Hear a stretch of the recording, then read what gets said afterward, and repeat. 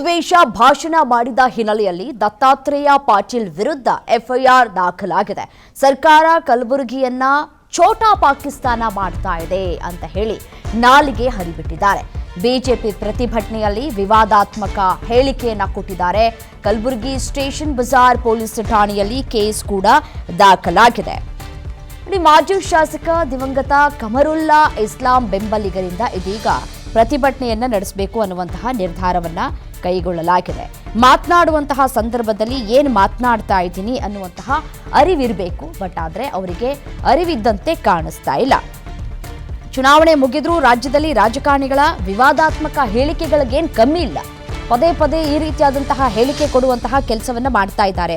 ಕೋಮು ದ್ವೇಷದ ಕಿಡಿಗಳನ್ನ ಹಚ್ಚುವಂತಹ ಕೆಲಸಗಳನ್ನ ಕೂಡ ಮುಂದುವರಿಸಿಕೊಳ್ತಾ ಹೋಗ್ತಾ ಇದ್ದಾರೆ. ಕಲಬುರಗಿಯಲ್ಲಿ ಮಾಜಿ ಶಾಸಕರು ನೀಡಿರುವಂತಹ ಒಂದು ಹೇಳಿಕೆ ಇದೀಗ ಭಾರಿ ಸಂಚಲನವನ್ನ ಸೃಷ್ಟಿ ಮಾಡ್ತಾ ಇದೆ. ಕೋಮು ದ್ವೇಷದ ಭಾಷಣ ಮಾಡಿದಂತಹ ಹಿನ್ನೆಲೆಯಲ್ಲಿ ಕಲಬುರಗಿ ದಕ್ಷಿಣ ಕ್ಷೇತ್ರದ ಮಾಜಿ ಬಿಜೆಪಿ ಶಾಸಕ ದತ್ತಾತ್ರೇಯ ಪಾಟೀಲ್ ರೇವೂರ್ ವಿರುದ್ಧ ಇದೀಗ ಎಫ್ಐಆರ್ ಅನ್ನ ದಾಖಲು ಮಾಡಲಾಗಿದೆ. ನೋಡಿ, ಕೆಲ ದಿನಗಳ ಹಿಂದೆ ಕಲಬುರಗಿಯಲ್ಲಿ ಬಿಜೆಪಿ ಹಮ್ಮಿಕೊಂಡಂತಹ ಒಂದು ಪ್ರತಿಭಟನಾ ಸಭೆಯಲ್ಲಿ ದತ್ತಾತ್ರೇಯ ಪಾಟೀಲ್ ಭಾಗಿಯಾಗಿದ್ರು. ಈ ಸಂದರ್ಭದಲ್ಲಿ ಭಾಷಣ ಮಾಡ್ತಾ ರಾಜ್ಯ ಕಾಂಗ್ರೆಸ್ ಸರ್ಕಾರದ ವಿರುದ್ಧ ತೀವ್ರವಾಗಿ ವಾಗ್ದಾಳಿಯನ್ನ ನಡೆಸಿದ್ರು. ಆದರೆ ವಾಗ್ದಾಳಿಯ ಭರದಲ್ಲಿ ಅವರು ಒಂದು ವಿವಾದಾತ್ಮಕ ಹೇಳಿಕೆಯನ್ನ ಕೊಟ್ಟಿದ್ದಾರೆ.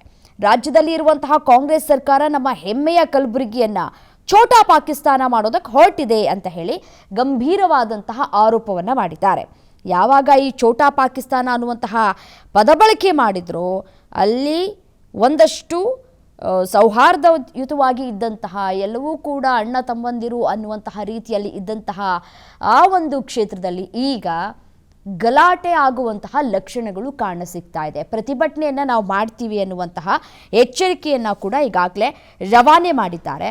ಮಾಜಿ ಶಾಸಕ ದಿವಂಗತ ಕಮರುಲ್ಲಾ ಇಸ್ಲಾಂ ಬೆಂಬಲಿಗರಿಂದ ಪ್ರತಿಭಟನೆಯ ಎಚ್ಚರಿಕೆಯನ್ನು ಕೂಡ ಈಗಾಗಲೇ ಮಾಡಲಾಗಿದೆ.